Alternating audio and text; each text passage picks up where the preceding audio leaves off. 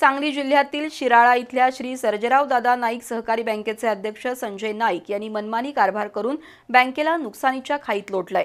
गेली 4 वर्ष या बँकेवर प्रशासक आहे। बँकेचे अध्यक्ष संजय नाईक यांनी कर्जदारांची मंजूर रक्कम वैयक्तिक कारणासाठी वापरल्याने त्यांच्यावर कठोर कारवाई व्हावी अशी मागणी कर्जदार नारायण पाटील आणि त्यांच्या सहकाऱ्यांनी कोल्हापुरात केली आहे। शिराळा इथली श्री सर्जेराव दादा नाईक सहकारी बँक सन 2020 मध्ये अवसायनात निघाली आहे। या बँकेचा परवाना भारतीय रिझर्व्ह बँकेने रद्द केल्यामुळे सहकार विभागाने बाळासाहेब पाटील यांची प्रशासक म्हणून नियुक्ती केली आहे।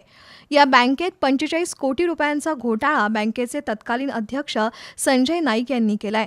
तसंच कर्जदारांचं मंजूर कर्ज त्यांनी वैयक्तिक कारणांसाठी वापरलंय असा आरोप कर्जदार नारायण पाटील आणि त्यांच्या सहकाऱ्यांनी केलाय। जप्तीची सगळी प्रोसेस चालू झाली। चेअरमन पैसे भरायला तयार नाही, चेअरमन पशार आहेत।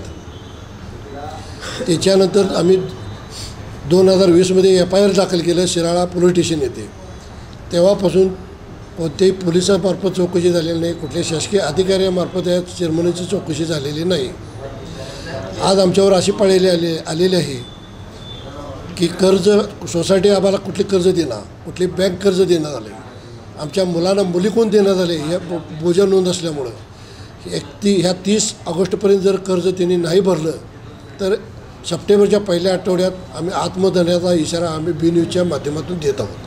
या फसवणुकीबद्दल संजय नाईक यांच्या विरोधात शिराळा पोलीस ठाण्यामध्ये सन 2020 मध्ये तक्रार दाखल झाली आहे। मात्र पोलिसांनी राजकीय दबावामुळे त्यांच्यावर आज अखेर कोणतीही कारवाई केलेली नाही। येत्या 8 दिवसात संजय नाईक यांच्यावर कारवाई झाली नाही तर 1 सप्टेंबरपासून जिल्हाधिकारी कार्यालयासमोर तीव्र आंदोलन छेडण्यात येईल असा इशारा नारायण पाटील यांनी दिलाय। यावेळी तुकाराम कांबळे, संजय पाटील देऊळकर, भिकाजी पेटकर उपस्थित होते।